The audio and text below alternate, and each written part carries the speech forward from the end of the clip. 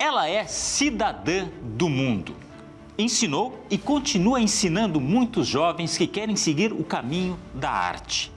Na segunda temporada de Desbravadores, nós recebemos hoje Carla Bublitz, sinônimo de balé.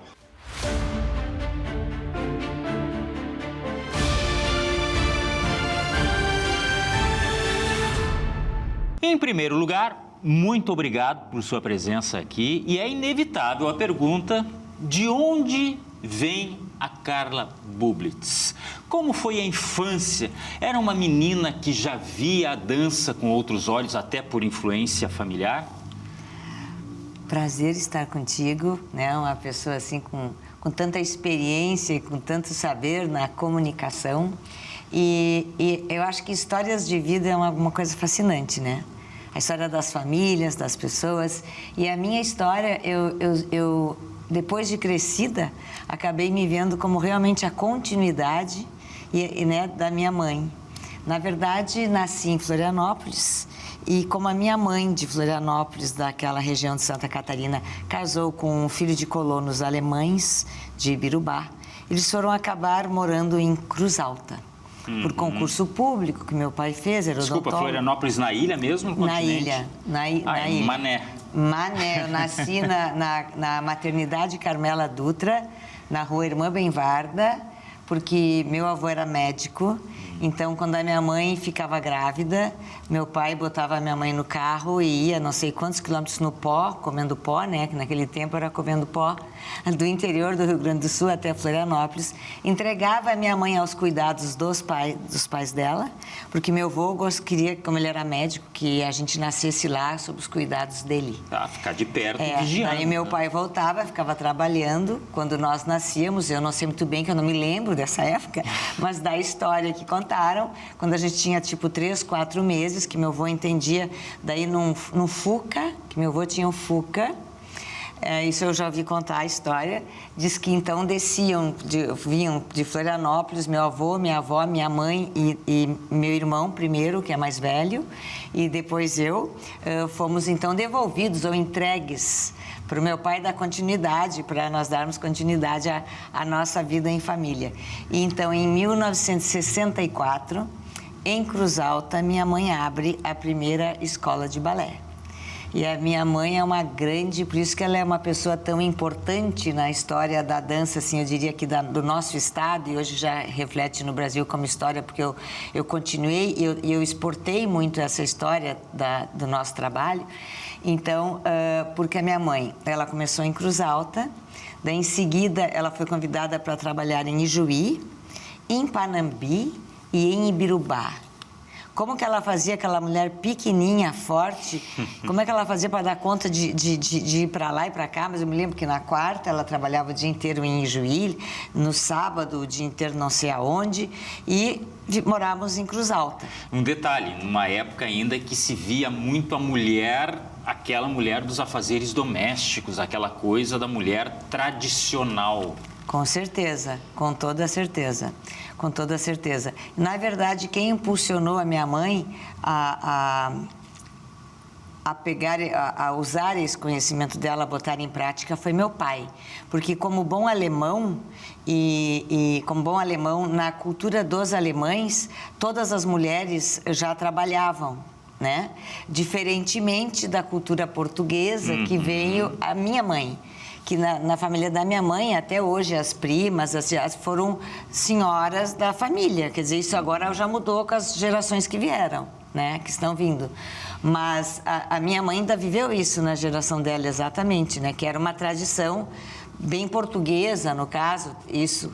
E já o meu pai, de origem alemã, a ideia foi que a minha mãe encontrasse uma atividade, uma ocupação, um sentido de viver para além da casa ou daquilo, né? Então, em 64, ela começa em Cruz Alta e eu nasci em 64. E eu nasci e conta ela que me botou para trabalhar, ela me deixava no cantinho da sala de aula, assim. Depois eu fui me mexendo e ela disse que aumentou, disse que virou um chiqueirinho. E diz que do chiqueirinho eu passava o dia vendo, então, bailarinas, né? E diz que do Chiqueirinho eu fui para Barra e da Barra estou aqui até hoje. Então, Uma transição natural, mas aceleradíssima. É muito interessante que eu me lembro que uma época, quando eu fui estudar em Paris e tal, que eu morei muitos anos em Paris, depois morei na Suécia, enfim, morei fora, em vários países. Então, eu me lembro que diziam assim, que naquela época não tinha internet, eu chegava, era a 0 hora, correio, era aquelas coisas bem tradicionais que entrevistavam a gente. E eu me lembro que uma vez me perguntaram assim, quando foi que tu tomaste essa decisão, que tu querias dança, balé na tua vida? Daí eu pensei, quando foi que eu tomei a decisão, né? Porque não houve momento de decisão. Eu te pergunto, o que é uma vida sem a dança? O que é uma vida sem o exercício, sem o movimento, sem a arte, essa beleza que transforma o movimento em algo tão lindo como a dança? Que é onde tu consegues expressar sentimentos, comunicar ao outro sem falar? Que nem falar é preciso, porque a emoção a gente não comunica falando, a gente comunica com o olhar, com o gesto, né? Então, é uma coisa muito linda. E eu nasci, então, nesse lugar. Eu me encontrei desde pequena nessa sala de aula, nessas quatro paredes. E as brincadeiras da criança, Carla, passavam muito por isso? Passavam, porque... Assim, eu só lembro do que eu vi, que eram os livros da minha mãe, todos com hieroglifos, assim, com riscos, rabiscos. Conta a minha mãe que desde que eu andei, que eu caminhei, que eu adorava ter sempre um livrinho embaixo do braço, que parecia uma professora andando para lá e para cá, né? Não sei. E muitas vezes ela me comentou que pena que quando a gente é mãe e é jovem, claro, tu estás naquele momento, tu estás constituindo uma família, tendo que educar, tendo que prover também, né? Quer dizer, o sustento. Então, acho que não dá tempo de pensar tudo, e naquele tempo que não tinham recursos, nem televisão, nem era muito diferente do que é hoje, né? Ela disse, a gente não tinha o alcance de pensar que a criança tão pequena, ela já mostra alguma coisa que é natural dela, né? Então, ela diz que desde pequenininha ela terminava de ensinar o passo, desde que eu pude, ela já viu que eu conversava do passo com a outra e conversava do passo e gostava de repetir o passo, explicar o passo, ficava imitando ela, como se eu fosse a professora, né? E eu acho mesmo que a gente nasce vocacionado. E eu não tenho dúvida que o balé entrou na minha vida porque Vera Bublitz é minha mãe. Mas eu tenho certeza que ser uma educadora nasceu no meu coração, nasceu comigo. Porque se não fosse a Vera Bublitz, talvez eu estaria na PUC, na URGS, na Sorbonne, onde eu fiz as minhas faculdades. Não sei, mas assim, a sensação que eu tenho é que eu nasci para estar com o outro. Para dividir com o outro. Eu adoro quando a criança é bem pequena, eu gosto quando é pré-adolescente, eu gosto adolescente. É tão engraçado, às vezes tem pais que me procuram e dizem, pois ela está numa fase difícil. Comigo é tão fácil, fica fácil, né? Porque, na verdade, eu gosto, assim, eu acho que muito é de mim que eu não questiono o sentimento nem do pequeno, nem do adolescente, que eu acho que sentimento a gente não questiona. Porque sentimento é uma coisa que vem, como um refluxo, né? Tu não diz, eu vou pensar isto dele agora. Não, o sentimento não é um desejo. O sentimento, ele brota. É espontâneo. É espontâneo. Então, eu penso que a primeira comunicação que tem que haver entre a gente é essa do sentir. E nós temos que respeitar o teu e o meu sentir, especialmente quando a gente fala em educar. Né? Nós temos uma questão na dança que é primordial, né? Disciplina. Claro, muito suor envolvido, disciplina é uma coisa fundamental. A criança, Carla, já tinha disciplina? Até pelo ritmo familiar? O que eu vou te dizer, eu acredito, eu tenho certeza. A disciplina são hábitos. Né? Eu diria assim, disciplina são hábitos e tu podes na vida escolher. entre bons e maus hábitos, porque tu vai ser escravo de qualquer um deles de qualquer forma. Então, se eu tivesse que escolher, então eu escolheria exatamente os hábitos que eu encontrei naturalmente dentro da dança: horário, uniforme, hierarquia, né? Numa aula de balé, porque o balé tem toda uma etiqueta, assim como tu trabalhas na TV, tu tens uma forma de te comportar, de proceder. Um médico entra num hospital, ele tem um uniforme para colocar, se ele vai à cirurgia. Enfim, existem as etiquetas, o enfermeiro, todo mundo, né? Todo mundo, né? E o balé também tem essa etiqueta e tudo isso entra dentro da disciplina. Por exemplo, uma coisa super legal que eu acho, todas essas escolas internacionais que a gente manda os alunos e tudo para terem vivência, né? E com o FIDPO, o nosso festival internacional aqui, eles têm uniforme de sala de aula, que é normalmente aquela meia cor-de-rosa para as meninas, né? E a malha, todo mundo igual, cabelo preso e tal. E eles têm uniforme de circulação dentro da escola, uniforme de passeio. E nós estamos em 2025. 25 já passamos, 26 é.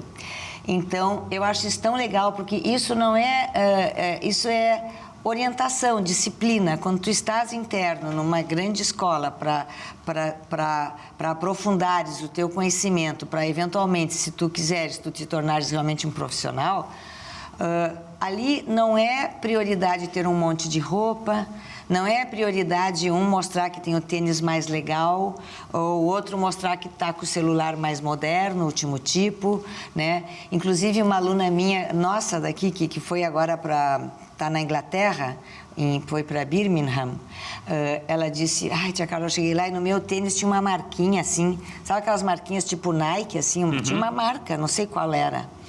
E que quando eles viram, disse: a marca não pode. Ah, é? Daí ela teve que pegar tipo um Errorex e ela teve que esconder a marca, porque não é para ninguém ser mais que ninguém ali dentro. Ali todo mundo usa tênis branco. Né? Então, eu acho essas coisas, elas não só simplificam a vida, como elas dão um sentido diferente para as coisas, né? Onde a gente não se perde no ter e a gente busca no ser, né? Porque aonde está todo mundo vestido igual, não que isso seja o ideal, mas por um momento da vida... E entender que eu tenho que fazer a diferença, não vai ser o meu tênis, eu lembro, não vai ser...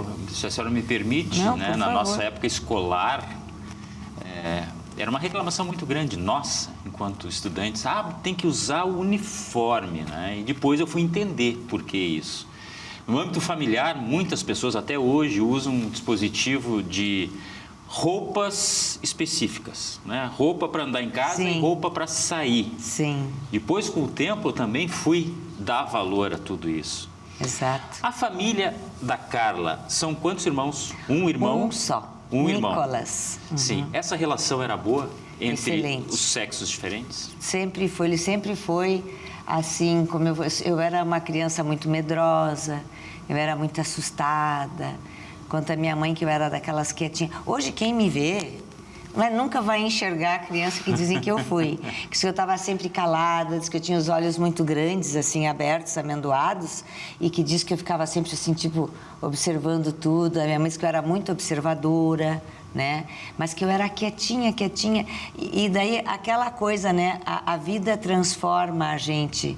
A vida nos transforma, porque os caminhos da vida, os caminhos pelos quais os rios que a vida nos faz navegar e nos faz, né? Isso vai mexendo com a gente, bate aqui e daí... Vai moldando, né? Vai moldando e quando tu vês, tu vais te encontrando, então, com o teu personagem, né?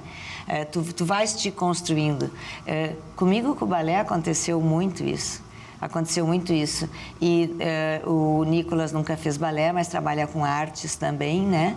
E Ele é uma pessoa também muito profunda, assim, que gosta das coisas com profundidade, de conhecer. A gente tem isso na nossa família, né? Sempre, assim, de instigar, assim, o estudo, de estar sempre a gente sempre quer aprender. Onde a gente vai, se eu venho para cá, estar contigo, eu estou curiosa também. O que tu vais dizer? Quer dizer, tudo isso cabia dentro de Cruz Alta? Ou chegou uma hora, assim, meu Deus... Na verdade, eu acho que hoje, mais do que nunca, né? Eu acho que o espaço não limita mais nada. Naquele tempo, talvez, mas a minha mãe, eu ouvia sempre que ela dizia: Porto Alegre me aguarda, eu vou para a capital, Porto Alegre me aguarda. E meu pai e a minha mãe, eles tinham uma preocupação de acompanhar os filhos de perto, né? Então, eles tinham, uma certa ideia de projeção com Porto Alegre, porque aqui tinham as universidades. Só que deu, como diz, a vida, como a vida também quer, ou como acontece. O meu irmão acabou fazendo um exchange student para os Estados Unidos, que tinha naquela época, assim, que era... E então, meu irmão foi para os Estados Unidos em exchange student e acabou que ficou por lá e fez a primeira faculdade lá. E que eu comecei na PUC, em seguida fui para a França e daí eu fiz o curso de civilização francesa, quando eu cheguei lá. Eu dei continuidade ao que eu tinha começado aqui na Aliança Francesa, né? E o curso de civilização era a gramática. De manhã eu tinha o século XVII e XVIII, né, que era no anfiteatro da Sorbonne, muito lindo, assim. Depois, à tarde, tinha a gramática e, por último, tinha a fonética. A fonética era muito engraçado. Até hoje eu lembro, porque a gente ficava na frente de uns gravadores, assim, com uns negócios, assim, que pareciam uma couve-flor, assim, e daí... Para fazer o exercício. Mas porque... eu estou muito curioso desta Carla que chegou na França e desbravou a França. Eu vou lhe pedir permissão para a gente fazer um intervalo e já voltamos com mais histórias de vida de Carla Bublitz.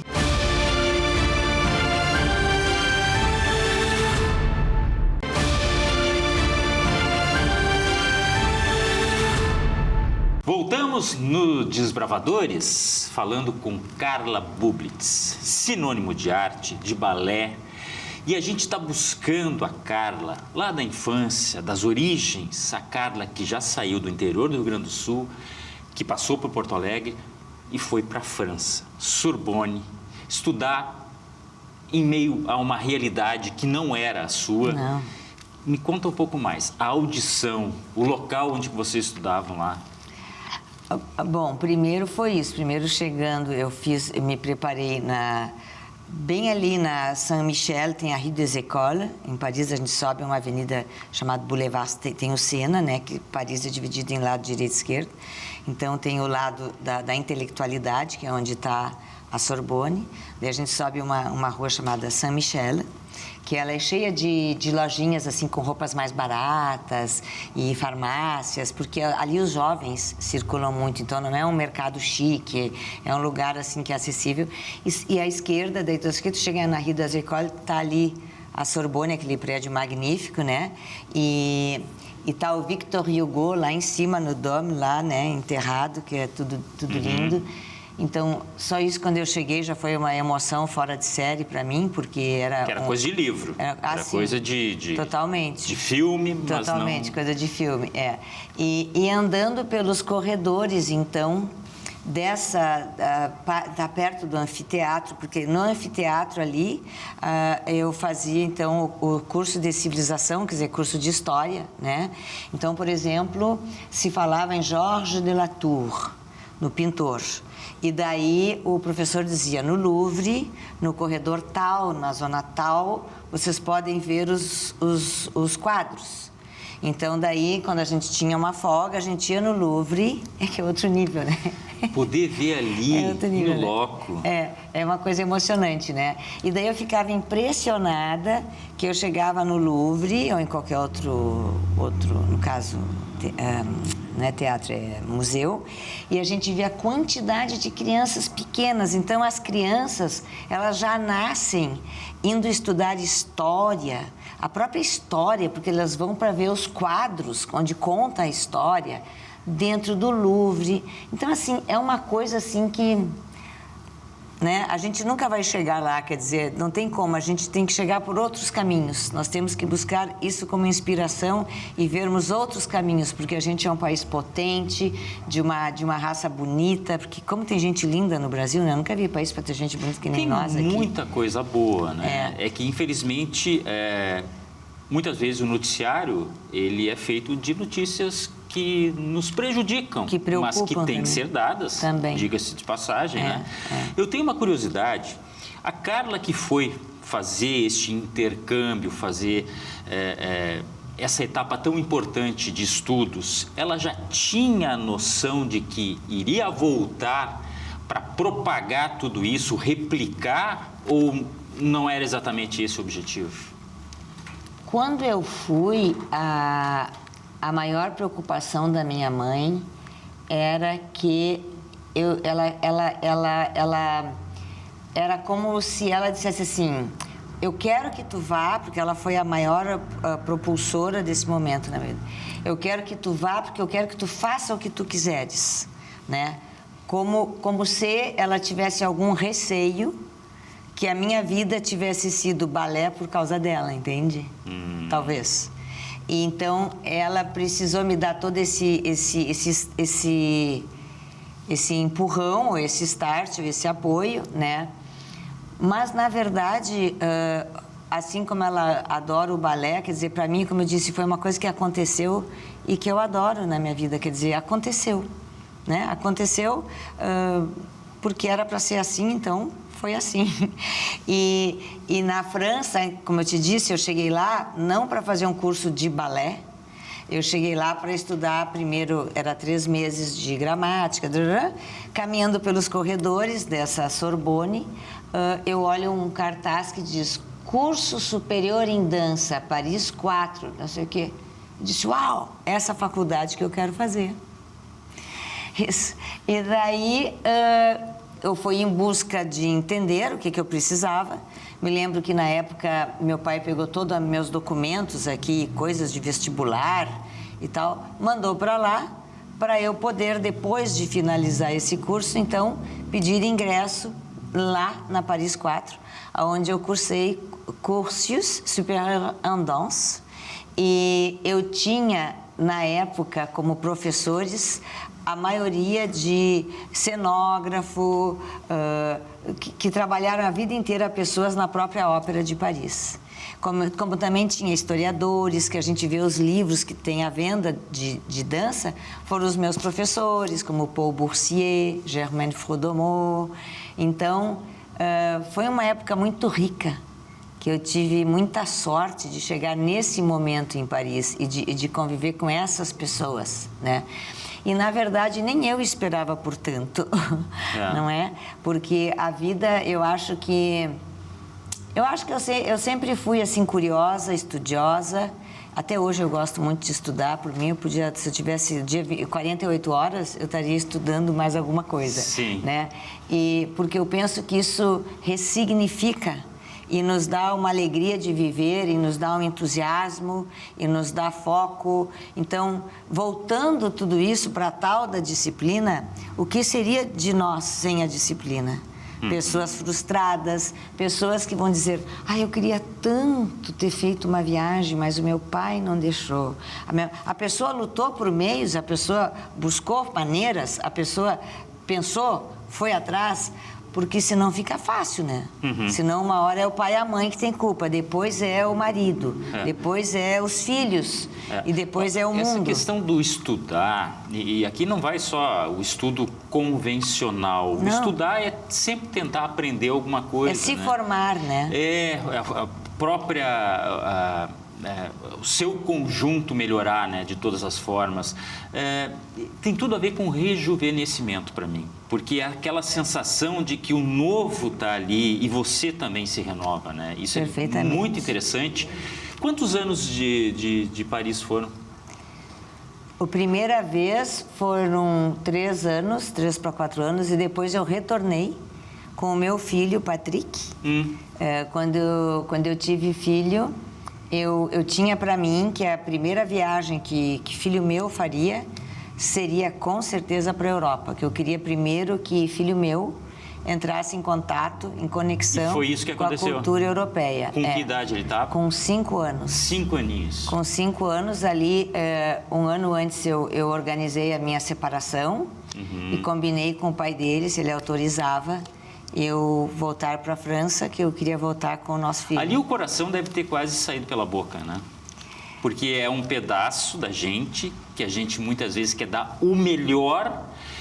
E pode ser uma pequena realização, eu não sei qual é o seu conceito, mas é uma realização idealizar e conseguir fazer aquilo. Com certeza. Com certeza, ainda mais para mim num momento bem difícil, porque eu quando eu casei, eu acho que é a ideia de todo mundo, eu casei para sempre. Né? E eu realmente, eu tinha certeza absoluta que eu não tinha dúvida daquilo, né? E quando eu decidi que eu queria me separar, isso foi conversado, né? E foi muito difícil para mim, porque eu tinha certeza que eu queria separar, mas eu não tinha certeza daquilo. Porque eu dizia, mas como é que eu vou viver sem este homem, que é esse homem que eu escolhi para mim, que é pai do meu filho? Como vai ser isso?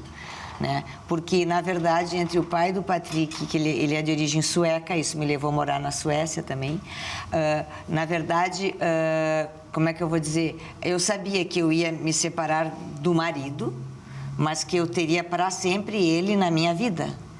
Né? Depois que nós temos um filho, nós temos que ser adultos o suficiente para não deixarmos recair sobre o filho as nossas decisões, né? E deixarmos a criança ficar à vontade entre a família da mãe e a família do pai e vice-versa. E graças a Deus a gente sempre se deu muito bem, porque não houve nenhum problema na nossa separação, assim, nem ele nem eu não cometemos, não infringimos nenhuma regra, ou seja, sabe, realmente a gente viu que, sabe quando a coisa não anda bem? Sim, e o objetivo maior era manter o filho longe de qualquer problema. E o fato da gente ser honesto um com o outro, quer dizer, de ter havido essa franqueza, né? E que já era uma agressão essa franqueza, mas de não ter um terceiro envolvido na história, ou uma terceira, isso nos deu muita tranquilidade. Esse adulto, né? Esse adulto, que às vezes essa relação, ela só fica explícita depois de um certo desgaste, e os casais muitas vezes não têm essa condição de ambos serem adultos, porque às vezes um não sendo já causa um atrito. Mas foi isso, eu retornei para Paris, porque primeiro eu fiz uma faculdade, mas quando eu estava em Paris da primeira vez, solteira, que foi um tipo de vida, né? Imagina, eu solteira em Paris, morando num studio, como se chama, que já era assim para poucos, porque muitos moravam num chambre de bonne. Chambre de bonne é os prédios de Paris, tem aquele telhado inclinado, o último andar, né? E ali dentro, no último andar, tem um monte de quartinho. E claro que o quartinho tem o teto assim, então a gente entra em pé e já vai se abaixando para poder, né? E eu tinha muitos amigos da faculdade que moravam em Chambre de Bonne. E daí é terrível, porque nesse andar não tem calefação, não tem nada, porque era onde ficavam os empregados das famílias ricas que moravam nos apartamentos para baixo, no prédio, né? Então, assim, o banheiro era aquele banheiro grego, sabe? Aquele que a gente entra e fica um pé em cada lugar, um buracão, né? Não tinha também um toalete, né? Nesses andares onde eu conhecia pessoas que ficavam, até hoje é assim, isso não mudou, isso segue lá. Mas o sonho, ele superava, eu garanto, né? O sonho dessas pessoas que estavam nesses locais... Sim, mas eu, perto de muitos amigos, eu tive a sorte que meu irmão morou lá antes do que eu. Então, eu fui morar, o meu irmão já tinha passado pelas etapas do desbravamento. Então, já que estamos nos desbravadores. Eu cheguei já na zona conforto. Porque quando eu cheguei, eu fui morar junto com o meu irmão, que ainda morava lá. Depois ele veio embora e eu fiquei onde ele morava. Então, eu já tinha um lugar bonito. Eu morei na Rue Montorgueil. A Rue Montorgueil, até no livro do Victor Hugo, que ele fala, ele cita a Rue Montorgueil, que foi uma das primeiras ruas que no centro de Paris tinha o Les Halles, o mercado, muito famoso. E na Rue Montorgueil começou o mercado. Tanto é que ali naquela região existe hoje todo um bairro chamado Les Halles, do lado tem Châtelet-Les Halles, e ali tem todo um mercado, hoje é uma zona super de lojas, de coisas assim, e a gente eu morei no 26 Rue Montorgueil, no 6º andar, num estúdio, era de 22 metros quadrados, mas eu tinha a minha geladeirinha, o foguinho, as 2 bocas de fogão elétrico, né? A cafeteira, enfim. E eu tinha ali para mim, eu tinha o luxo, porque o meu irmão, ele batalhou, ele tinha um banheiro com chuveiro. Então, esse luxo eu tinha, que os meus amigos, a maioria não tinha. Né? Eles não tiveram um ano antes deles para preparar, entende? Eu tive essa sorte, né? E daí eu fiquei ali, primeiro foi esse o curso superior em dança, mas quando eu estava ali, surgiu um movimento na dança que inexistia. Porque antes era a dança clássica, que é a dança tradicional e tal, né? E passava para a dança moderna. Daí surgiram nomes como Martha Graham, Kurt Jooss, enfim, Mary Wigman, um movimento que aconteceu na Alemanha e nos Estados Unidos. Porém, nos anos 80, surgiu um movimento que se chamou dança contemporânea. Essa dança não existia. Ninguém sabia o que era isso. E isso surgiu e foi na França que começou essa semente, né? E quando eu retornei para o Brasil, eu fiquei com aquilo pulga atrás da orelha. Eu quero saber o que é essa dança, essa tal dança contemporânea. E quando eu retornei, quando o Patrick tinha 5 anos, eu retornei e daí eu fui para Paris 8, porque eu fiz a primeira faculdade na Paris 4, fui para Paris 8, em Saint-Denis, e na Paris 8 eu fiz então Artes do Espetáculo, menção dança.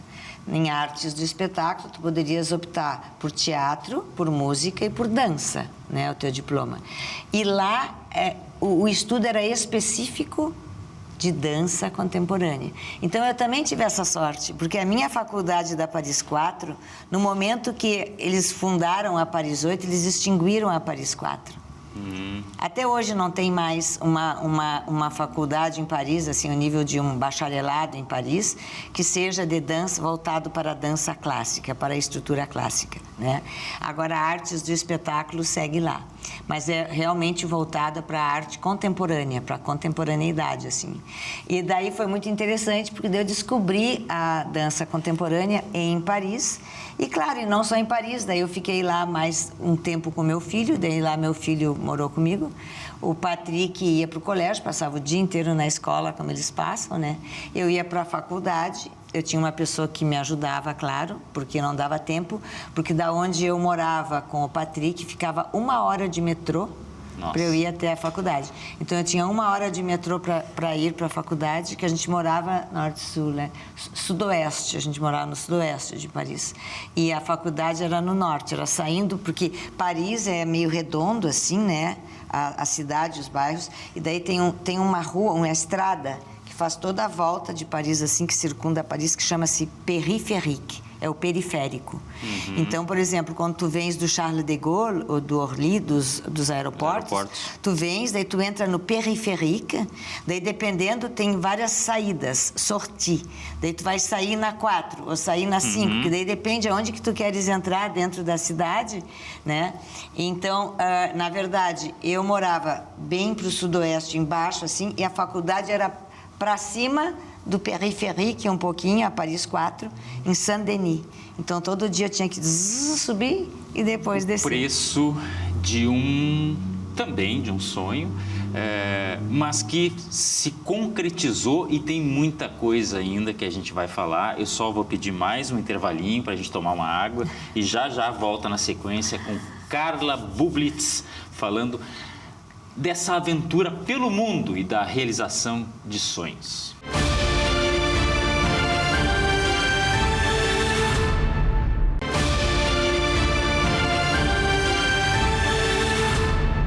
Desbravadores de volta conversando com Carla Bublitz, sinônimo de balé, de cultura, E nós estamos aqui buscando as origens da Carla. Já passamos por Florianópolis, interior do Rio Grande do Sul, Porto Alegre, Paris. Aliás, por 2 oportunidades, agora no retorno a Paris. Sim.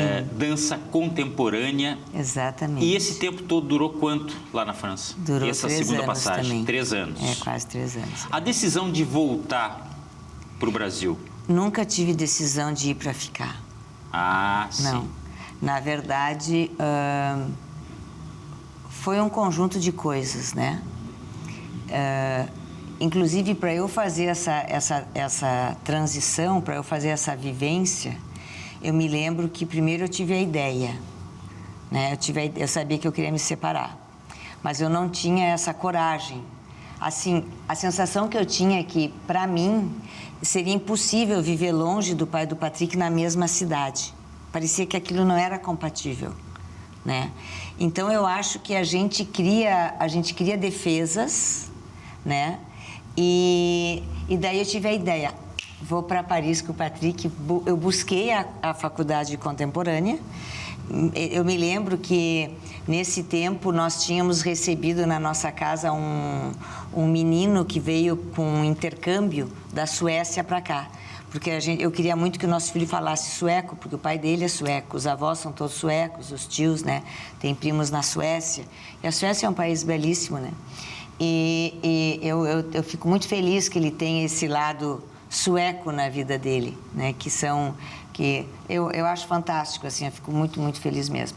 E daí, não sei por que eu falei isso agora, da Suécia.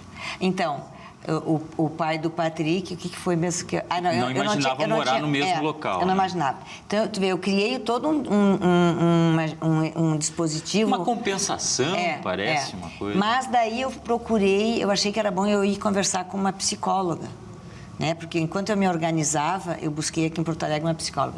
Daí a psicóloga disse assim, tu achas mais fácil ir para Paris com uma criança pequena, ficar lá longe de todo o teu conforto, teus pais que te ajudam muito sempre com o Patrick, tá? Tu acha isso mais fácil do que separar aqui dentro de Porto Alegre? Eu disse, é mais fácil. Ela esperava outra resposta. Mas ela não teve, porque realmente isso que é doido, né? Porque para alguns pode parecer, meu Deus, ela foi para Paris com o filho com 5 anos. Para mim aquilo foi uma solução, porque eu sabia, porque o que aconteceu? Eu fui, quando jovem, muito feliz em Paris. Eu tenho grandes amigos em Paris, que eu fiz na época da faculdade, que são meus grandes amigos até hoje, né? Então, quando eu cheguei em Paris, eu fui primeiro, um mês antes, eu fui sozinha na frente do Patrick para tentar arrumar casa para nós lá e tal.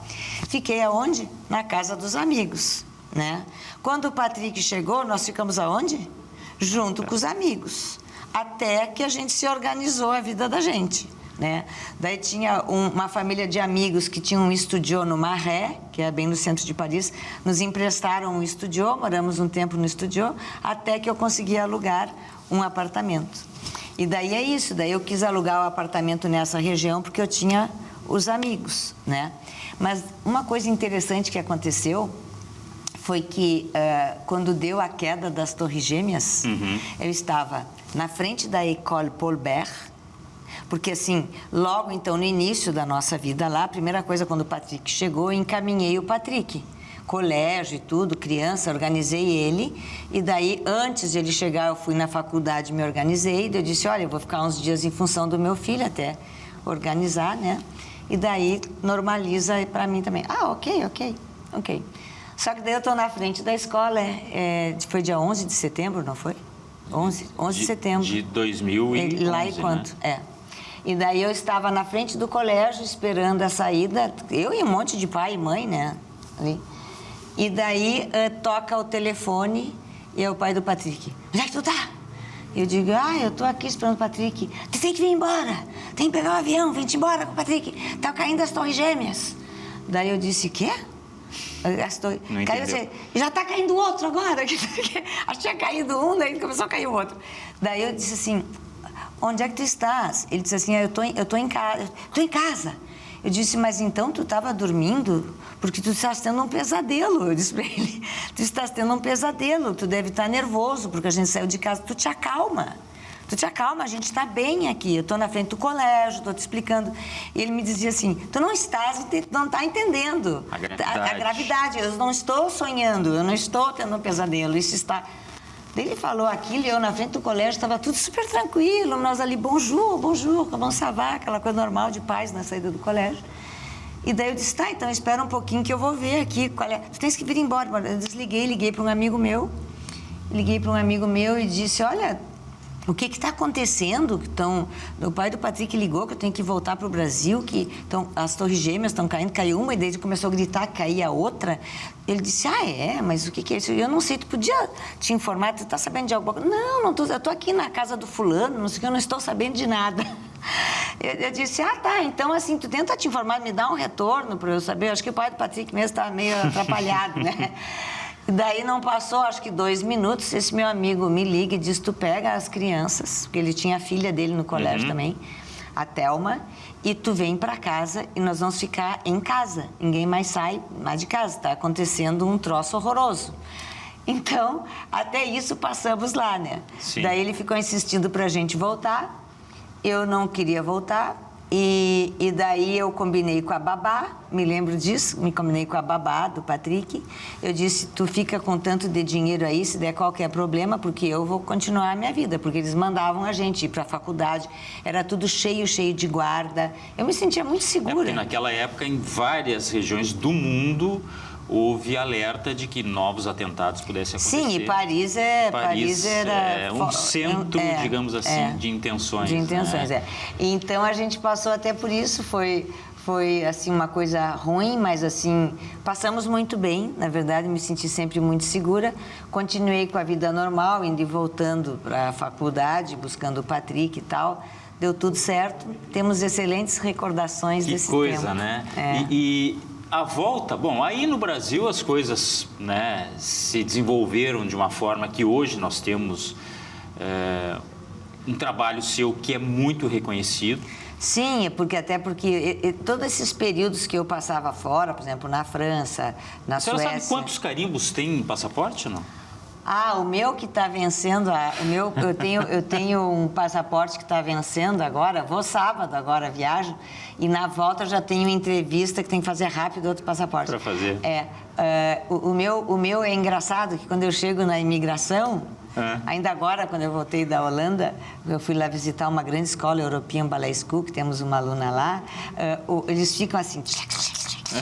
E eles me olham, mas o que é mesmo que a senhora faz? Eles ficam procurando um buraco para botar o carimbo. É fantástico isso, né? É uma forma material de mostrar algo que, na verdade, não tem preço, não tem espaço que se preencha, que é memória, que é experiência de vida, né? Esse fato de acompanhar tantas pessoas no mundo, e a senhora acompanha competições também como jurada, enfim... lhe dá uma sensação de quê? De felicidade.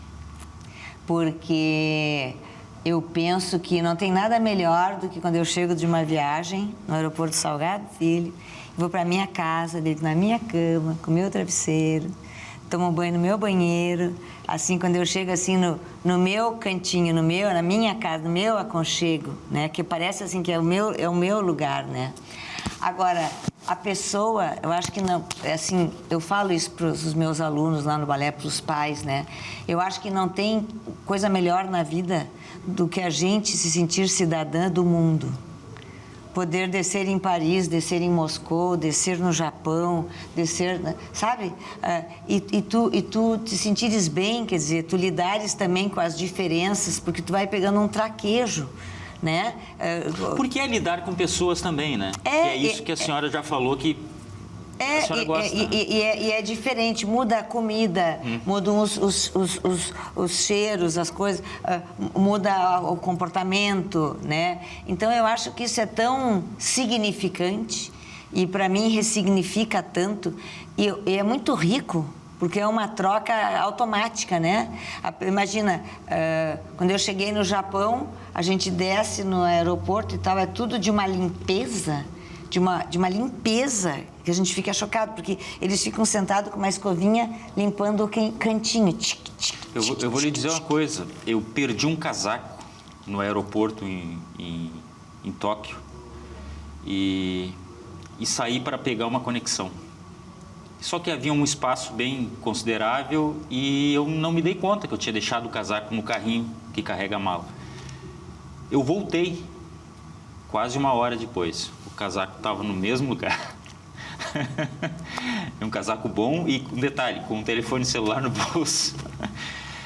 Aquilo eu fiquei pensando, poxa, né?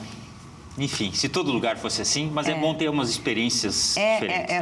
É muito bom, é muito bom. Então, tudo isso é aprendizado. Isso é o que eu chamo que é aprender com o outro, né? É muito legal e é uma coisa que, às vezes as pessoas dizem, mas tu nunca tira férias? Mas cada vez que eu viajo é um trabalho que é conectado com férias, embora assim, dificilmente eu tiro para passear, ou porque nem isso me interessa, eu faço imersão. Eu gosto de ficar assim, eu vou para as escolas e eu faço imersão, como a vida normal das pessoas lá, entende? Eu não sou turista, mesmo porque, por exemplo, Paris, para que eu vou ser turista se eu já morei lá há anos? Estocolmo, morei lá também muito tempo. Nova York, morei, não sei o que, morei. Vários lugares eu morei. Então, assim, eu chego, me sinto em casa, aquela sensação de... Que legal estar aqui, né? Como é bom sentir esse cheiro dessa cidade, como é bom sentir esse barulho. Daí, depois de um tempo, como é bom voltar para casa, né? Como é bom chegar lá, a minha escola, o meu canto, né? E o melhor de tudo, eu acho que isso que eu trago é pura riqueza. Porque quando a gente conversa com os alunos e tal, é despertar neles a vontade de desbravarem, a vontade de... E não ficar acomodado, vendo o mundo pela tela, entendeu? Então, assim, eu sempre digo, olha, gente, mas eu não sei, será que eu dou? Será que vão me querer lá em tal escola? Será que eu devo fazer audição? Bom, o não a gente tem, eu sempre digo. O não já temos garantido, então se tu não passares, tá tudo bem, né? Porque o não a gente já tem. Agora, a dúvida a gente vai tirar. Pois é, para não ficar com aquele sentimento que a senhora falou antes. Se eu tivesse... O ser... Não existe. Ele só atrapalha. E o ser é alguma coisa que tu te tornas conivente com o ser. O ser não tem que existir. O ser tem que existir para botar a dúvida. Mas daí a gente tem que dizer, tenho pernas. Eu sempre digo, a gente tem que dar... o sonho é uma coisa linda, porque o sonho nos move, né? O sonho, o desejo nos move, é movimento, o sonho é movimento, né? Eu acho que a coisa mais importante na vida é sonhar, não interessa. Você tem que sonhar.